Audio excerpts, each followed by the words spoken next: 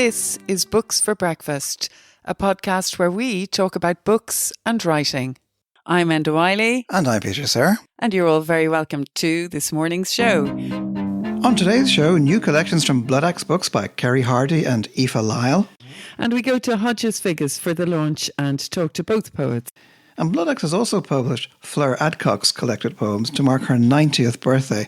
And we have that very substantial book right in front of us on the table this morning. Yes, we do. And it's an absolutely beautiful book with a stunning photo, I have to say, of Fleur when she was younger. Very Mary Quant kind of 1960s feel to the cover. It's a beautiful collection. It's all 600 pages. Can you imagine that? With poems dating from 1964 through all of her many collections and right up to new poems written this year. Yeah, I mean, she's a very interesting poet, I think. And she's kind of a poet who never raises her voice. I mean, the poems can be sharp, witty, wry, but they always have this kind of intimate conversational quality. It's almost as if you feel that you're in a room with her having a good conversation. Yeah, that's true, actually, Peter. It's funny you say that, actually, because one of the first poems I came across by Fleur Adcock was a really short poem called Send Off, and it was from a collection called The Inner Harbour, which came out in 1979, and from a section called Endings. And in fact, this poem, there is a laid-back kind of tone to it, conversational tone, as you were talking about earlier, but there is a very sharp ending to it. Send Off. Half an hour before my flight was called, he walked across the airport bar towards me, carrying what was left of our future together, 2 drinks on a tray. So what do you think of that one, Peter? 2 drinks on a tray, I love that. That's all that's left. Yeah, no, it's great. Yeah, it's really good. She's from New Zealand originally, isn't she? I know many people confuse her with being British sometimes, but originally, I think it's fair to say she's from New Zealand. Isn't that right, Peter? Yeah, it's slightly complicated. I mean, she was born in Auckland, but she spent a lot of her childhood in England, and then she came back to live there in the early 1960s. And so there was a bit of back and forth between New Zealand and England, and that the questions, if you like, of identity that come out of that inform a lot of the work. Mm-hmm. There's an early poem, for instance, called Immigrant, and it describes her after 8 months in London, and she's still feeling like an awkward colonial, doing her best to fit in and doing her best to lose her New Zealand accent. And that poem finishes, St. James's Park. Great accent, Peter. St. James's Park. St. James's Park. You know, she's kind of trying the different kind of modulations. But there's another poem actually on that same kind of theme of identity from her 1978 collection, The Scenic Route. And she's visiting Northern Ireland in search of her ancestors, something she does quite a lot of. And this particular poem is called Please Identify Yourself. And you're going to read that now for us, Peter, aren't you? I'm just going to read the first little bit of it. It says, please identify yourself. British, more or less, Anglican of a kind. In Cookstown, I dodge the less urgent question when a friendly Ulster bus driver raises it. You're not a Moneymore girl yourself, he asks, deadpan. I make a cowardly retrogression, slip 10 years back. No, I'm from New Zealand. Are you now? Well, that's a coincidence. The priest at Moneymore is a New Zealander. And there's the second question, unspoken, unanswered. Oh, there you go. She's written a lot about her ancestors. She has a big fascination with family history. And a poem that I really like of hers is called The Russian War, which is what people call the Crimean War back in the 1850s. And if you like, Peter, I'm going to treat you to that poem by Fleur Adcock right now. Would you like that? Sure, let's hear it. The Russian War. Great-great-great-uncle Francis Eggington came back from the Russian War. It was the kind of war you came back from if you were lucky. Bad, but over. He didn't come to the front door. The lice and filth were falling off him. He slipped along the alley to the yard. Who's that out at the pump, they said. A tall tramp stripping his rags off?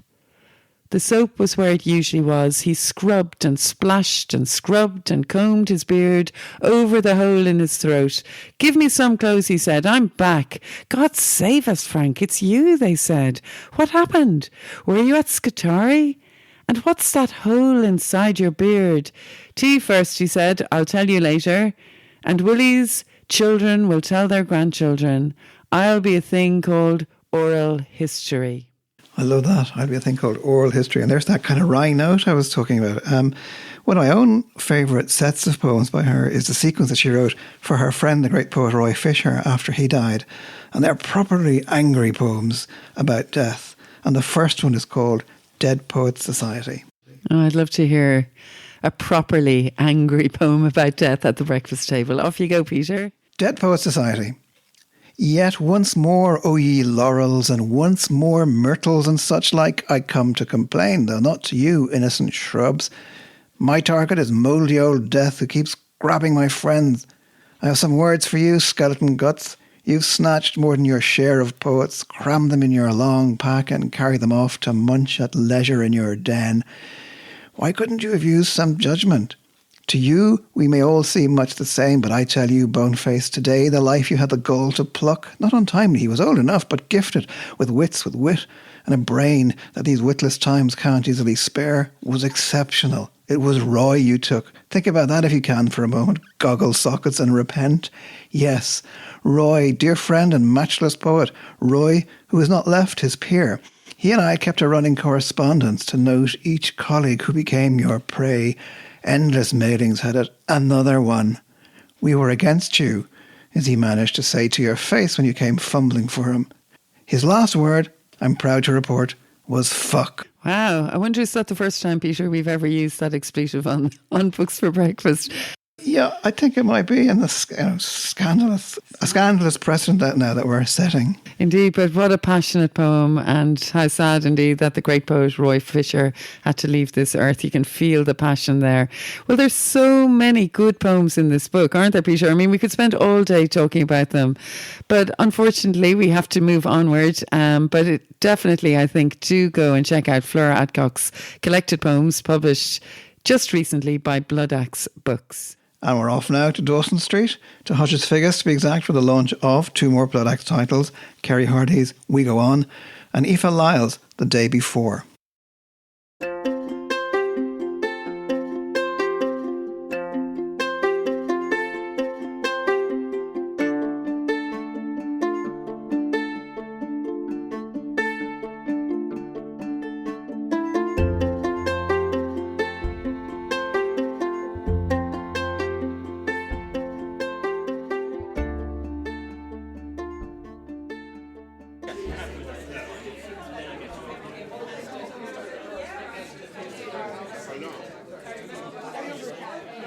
We go on.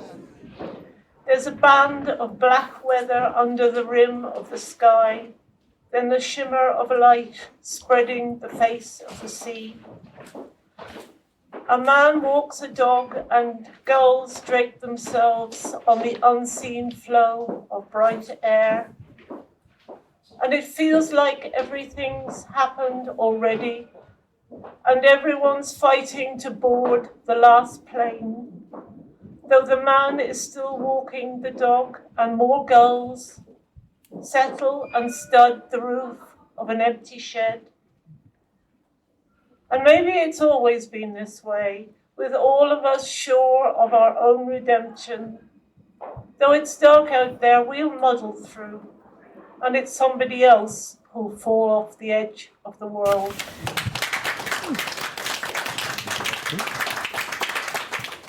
Kerry, your book is called We Go On. Very Beckettian title. I must go on, I can't go on, I'll go on. I'm just wondering, is that echo intentional? Absolutely. I think the times we're living in, sometimes that's the only way it feels. We go on. Can't go back. Oh, can't stay here. Can't stay here. Have to go on. Yeah, because I mean, there is that sense of the necessity of going on, of kind of muddling through. You say the weird belief in our own redemption, as you say, though it's dark out there, we'll still muddle through, and it's someone else who'll fall off the edge of the world. Well, we always have the illusion that it will be someone else. I mean, I live in the country, and I'm amazed at how many people walk around and they say, aren't we lucky to be living in Ireland with no climate change, no this, no that, no tsunamis, no wars, and it can all change like that. Yep. In fact, it already is changing. The whole country's been flooded this year. Kerry, I'd just like to say well done on your book. We've both really enjoyed it, haven't we, Peter? Absolutely great. A lot of your work involves observation of nature. There's a figure in a landscape noticing the fields and the sun, but there's an edginess to it often, a sense that things aren't always what they seem. and our own place in the world, it's quite precarious. I have that sense in a poem like The Ground Under My Feet, which you've also chosen to read along with other poems that we're going to hear this evening. But maybe you might lead us into that, Kerry, and tell us why you wrote it and a little bit about it. Well, The Ground Under My Feet was not actually written with that in mind, though I do have that sense very often. And it was more that it's no good floating off into the distance. I have to keep my feet on the ground. And also, as you get older, you think, well, I always had the illusion that I would know what I was doing. That some time would come when this wonderful thing happened and I actually understood what was next and what I should be doing and all the rest of it. And then suddenly I realised that it wasn't going to happen. And so all I could do was, this echoes the We Go On title, all I could do was keep my feet on the ground. And then I was talking to a friend of mine, Deirdre Brennan, and she was talking about, and Moya Cannon also notices this, that Western Christian art, the angels don't have feet. They have loads and loads of linen cloth around their feet. So I realised that we have to grow feet and put them on the ground and walk on them. Interestingly, Byzantine art does have feet. So, and I don't think they have gender to their angels. I don't know if that's regressive or progressive, but we don't either. That's very interesting point. So you're going to read, it's actually the last line, isn't it, in that poem that refers back to that idea of the angels not having feet, isn't it? So you don't live up there, you live down here. Okay, I hope I'm not spoiling it from the listeners now, but if you want to read it for us, Kerry, we'd love to hear it. The Ground Under My Feet. The morning light lies on hummocky fields early ploughing. On the stretch of the slope, a new lamb rises, staggers. I need to cross over into some place where no one expects me to know what I'm doing. Some place where I'm not even trying to understand or explain why light matters and ploughing, ordinary, earthy things, the need to paint feet onto angels. I also wrote that because I increasingly have the feeling that poetry is getting more and more intellectual. Mm-hmm. And I want to go back to the things I live among, which are the lambs and the mud at this time of year. The lambs and the mud and the need to paint feet onto angels. I love that. The need to cross over into some place where no one expects me to know what I'm doing. Getting off the kind of expected path or being released from the kind of expectations that life imposes. That's a big part of this book too. And there's another poem a bit like this, and it's dedicated to the poet Sinead Morrissey. It's about a gift that you gave her. And I wonder, could you kind of lead us into that? Well, Sinead sent me her collected, I think it was, no, selected, or a new book. I can't remember. No, it's in her collected. And I opened it and there was this poem dedicated to me, and I'd forgotten all about giving. I gave it years ago. We went to Italy and I bought her a transparent kaleidoscope. I'd never seen one before. Do you know kaleidoscopes usually change the world into bright colours. Well, this one just shifted. It shifted everything it looked at. It broke it up because it was simply plain. And she was completely fascinated by it because it made everything turn and change. And she said she walked around for days pointing at the kids and pointing at this and that and making them break up into prisms and different. So her poem to me was about this kaleidoscope. And then I wrote this one to answer her because partly it was a direct answer to her, and partly it was a realisation that when you don't meet all that often, because I've been living down here for a long time and Sinead was in the north and now she's in England, you only see bits of yourself. You only throw bits of yourself at each other. In fact, we do that all the time. I think we alter ourselves according to who we're with. I do it quite unconsciously. Some people do it consciously. I believe it's a learning skill. I don't know. But shall I read the poem? Yes, please. Cheers. The Transparent Kaleidoscope for Sinead Morrissey. I opened your book and there was a poem, my name in the dedication. You wrote of a gift I had given you, a mirrored kaleidoscope, clear, fracturing whatever you aimed at into a myriad versions with no colours to distract. You were delighted, the glamour of ordinary become a multiplicity of shape and light. I remember it now. I found it in Italy along with a pair of fine leather gloves, chrome yellow, beautiful. I never wore them, had bought them only because I wanted them badly. That was years ago. I know now that you never saw me, only reflecting versions that flung themselves at you when we met, pretending they were me. Perhaps that always happens. I fail all the time to peer down into my cleft in the rock, that shifting place where I live and must, before long, leave behind. That was lovely, Kerry. I know people these days, they communicate by email or by text, different ways, but it's wonderful, I think, to communicate by sending each other poems back and forth. It's such a nice idea. Well, for years we did letters. Yeah. And then Dennis O'Driscoll said we had an Eastern European friendship because we never met until about 10 years after we'd started writing letters. Oh, that's so interesting. And then these beautiful poems coming back and forth. That was Kerry Hardie reading The Transparent Kaleidoscope from We Go On, her new collection from Blood Axe. And it's lovely to be here with Aoife Lyall, whose new book is also out, and Kerry. We're sitting in Hodges Figgis. We forgot to say we're high up over the city. We can hear the Lewis going by, the bells ringing. So I just thought it might be fitting, Kerry, we're in the kingdom of the Vikings here in Dublin.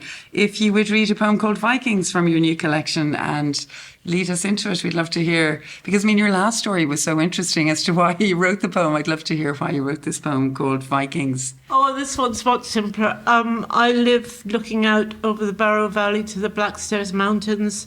And at this time, and I love the winter on the Carlow-Kilkenny border, and at this time of the year, the crows are amazing. They're just there's woods over the Barrow, and they come home in the evening, and they just come home in these great rushes. But some people don't like crows, but they're one of my favourite birds because they're so raggedy and dirty and nasty. So I'll just read this. How they love the wicked side of winter. This is the crows, not the Vikings. How they love the wicked side of winter, the broken walls, the fox-torn yo, the drinking places stiffening into ice. Gleeful the rush to the killing, the jeering jab and stab, the lust for plunder. In the dusk of this winter morning, the crows are flinging defiance. Ragged and harsh, their dirty black voices complain the day that's breasting seas of slate blue mountains, shifting landscapes, snow. Oh, thank you so much, Kerry. That was a roller coaster of sound. It's wonderful to have you here and reading this evening before your launch. So thank you so much. Yeah, thanks very much, Kerry. And turning out to you, Aoife. In the day before your new collection that's being launched tonight here in Hodges Figgis, you've gone back to the very earliest days of the pandemic. And I'm wondering just why it was important for you to set your poems in that period. Well, it's very much a case that most of the poems that are in the book were written in those earliest days and weeks, but only as first drafts and notes. Like many writers, I found that I couldn't respond creatively to what was happening. And very much because it was a case of when I'm thinking about poems, when I'm thinking about poetry, I think about ways I can break down barriers between familiar things, create unusual juxtapositions, see what happens when things come together. But we were living at a time when everything needed a barrier, everything needed to be kept separate, everything needed to be kept apart. And so my brain just kind of said, like, we're just going to leave all of that to one side. So it wasn't until I was in Cove Park in July 2021 that I actually came back to these poems. And for me, it was important that they had that chance to sit, because not that everything had resolved itself. It still hasn't resolved itself. but I was enough away to get a sense of what it was I wanted to communicate about what I had experienced. Because again, everybody's experience was completely different, but we were all experiencing the same thing, as it were. So I wanted to decide where I was going to write on that kind of spectrum of contradiction. Sure, and you're actually going to read a poem for us now from that early part of the book called Moss. Yeah, that's correct. And again, a lot of the poem speaks for itself, but just trying to bring across and to communicate in 5 years, 10 years, 20 years, what it felt like in real time, and in as much as you can. Because I find if I try and write something after the fact, I'd start organizing it into neat and predictable patterns. I see that the end point was inevitable, and I cut out the things that don't suit my version of the story. And that's why it was important to me to bring this into this poem. Moss. We thought it was pen at first, or paint. A dab under the chin, worked under the nails, found in the folds of elbows, the backs of knees. But no, we have started to moss. We see it everywhere. The woods, the parks, the playgrounds, parents trying to hide it under hats and gloves, children picking it off each other like scabs. Some compare colours, trace the lines as islands join to islands, form their soft continents. Advice arrives on the wind like spores. Use less water. Get more sunlight. Consider introducing competitive plants. We steer clear of sulfates, scrub added in the bath and shower, swap our sheets for sand and gravel, but still it comes. And soon we start to see whole families covered in the stuff. They move slowly, erratic, glacial, curl up under slides and seesaws, become benchmarks and bollards, milestones and street sculptures, until those in charge are forced to admit to the rest of us, all hanging by a thread. Thanks very much, Aoife. That was wonderfully read. Well, as you just said earlier, the collection is set in the pandemic, but it also, it seemed to me, very much celebrates ordinary moments caught. You're in a car with your family in a poem called Traffic Calming. You're building sandcastles in a poem, A Day at the Beach. And I was just wondering, is this something that you value as a poet, the way poems can permanently, I suppose, give voice to and celebrate the ordinary experiences of everyday life? Very much so. And I think it's because when we grow up and when we experience the world through the people around us, we believe that it's very ordinary. But you go one town, one city, or one street over, and your life will be considered extraordinary by somebody else. Mm-hmm. And I think that's always the strongest thing, that anything that you do will be considered extraordinary to somebody else. And I also think it's nice because when all is said and done, it's those little memories that you have that are the things, you don't remember how much you spent on the holiday or how long the journey was, but you'll remember the crayon picture that one of the kids drew on the napkin, or, mm-hmm. When somebody slipped on a step and spilled a drink. Mm-hmm. And that's what I like about poetry, is that it is those kind of small, just little significant moments that you're not sure why you remember, but they're just beautiful and you just want them to stay in a way that, as I've said with the previous collection, a photograph or a text message just isn't going to cut it. Mm-hmm. Very, very much related to that, actually. In your poem, Mortification of the Flesh, you talk of the easy penance, you call it, of cleaning the table or soaking the clothes or needing to pick pasta off the floor, all that kind of messy chaos of family life and the sheer hard work of it. And that kind of inspires you too, doesn't it? Very much so. And I mean, in the frame of the collection as well, the pandemic made all of those things worth paying attention to, but also because you were restricted in your environment, you learned to find the nuance, you learned to find the good, the subtle, the significant within all of those things, because that poem was written in particular. It was after the first time we had gotten meat in the shops in about 2 weeks. And suddenly this thing we had done every week, every Monday we had this meal, it took on a meaning that it hadn't had before. And it became precious in that right. And that's why I wanted to just stop and go, this was never extraordinary till it wasn't something that we were able to do. And that's why I named the collection The Day Before as well, because it's the day before the thing that changes your perception of what everything is, or it changes your entire experience of living. And you'll think about those things from the day before and go, that was so ordinary. And I didn't even realize how precious it was to be ordinary, to be in the background. Yeah, it's so true that, it becomes so much more vivid, doesn't it, when you look back on the day before, in this case, the pandemic. I remember actually Peter and I cycling around the city of Dublin, coming across, do you remember on Fitzwilliam Street, a shop open, the butcher's shop open, and we couldn't believe it, that there was meat there. So, yeah, I do remember that excitement that the pandemic brought to what we would have considered up till then as ordinary things.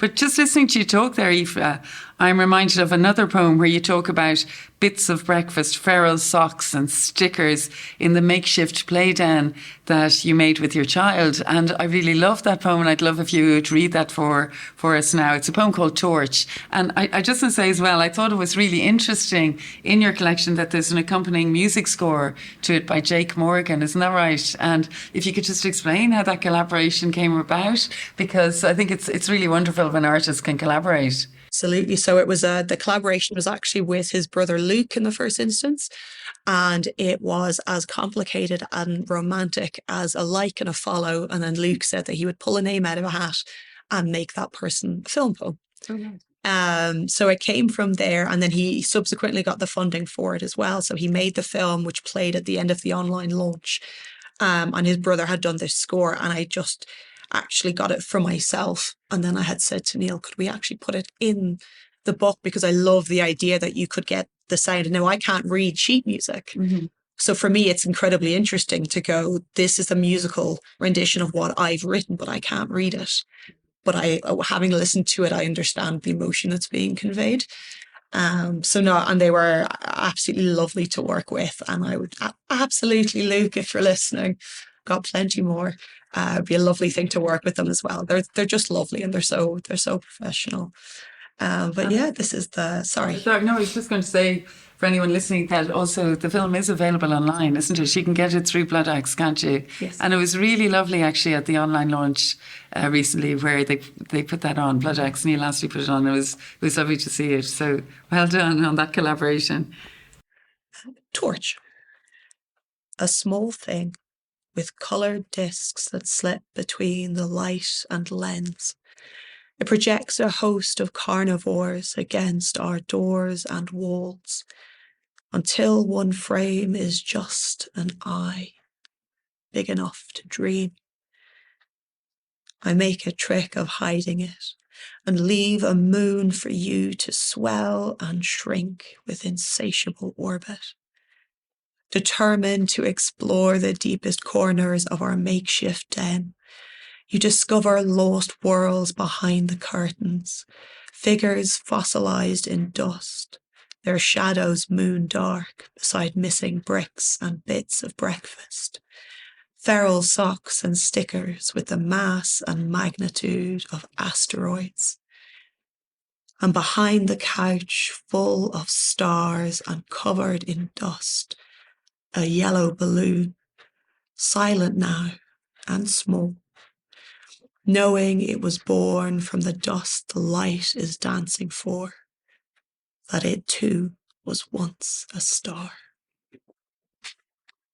Great, thanks, Aoife. This is your second collection, Mother Common Nature, just to make sure I get that right. Your first book, which also came out from Blood Axe, was a tender evocation of motherhood, and a collection rich as a newborn with promise, one reviewer said. And so many of the poems in this new book are also rich with motherhood, such as The Back of Five, and the poem that you're now going to finish with, which is called Knuckles. Yes, so this was a poem that I didn't think to write until I was getting my daughter ready for school. And it's that very specific memory of my mother bunching up my tights so I could get them on when I went to school. So even though I had done it for her for years before that, it was that very specific circumstance that brought the poem into being. Knuckles. As accurate and imprecise as a month of ligaments, I cast my mother's knuckles in bronze. Use them to bunch the legs of capricious tights and socks, to hold a halo of fabric around my daughter's feet. Stretch them to her chest, her chin. Tendons designed to test the toes of shoes, the waistbands of jeans. When in doubt, I knead them into the ruined skin of my hollow chest. Hold up the mirror. Read. Thanks very much, Aoife, and thanks too to Kerry. And we wish you well now with the actual launch in a few minutes here in Hodges. That's right, which we're all very much looking forward to. So thank you very much for joining us. Thank you. Thank you. I think we've reached the end of our Books for Breakfast podcast this morning. I'm definitely rushing off to have more coffee. And I'm Enda Wiley, and I have Peter Sirr here with me. And Peter, would you like to tell everyone about the details of the podcast if they'd like to listen again? Well, you can subscribe at all the usual sources, Google and Apple and so on. And if you want to check out the notes that go along with this podcast, you can go to booksforbreakfast.buzzsprout.com. And yeah, so we'll be back again. We'll have the toast on, we'll have the kettle boiling, we will have more books to discuss, and we're looking forward to having you here. So goodbye, everybody. Goodbye.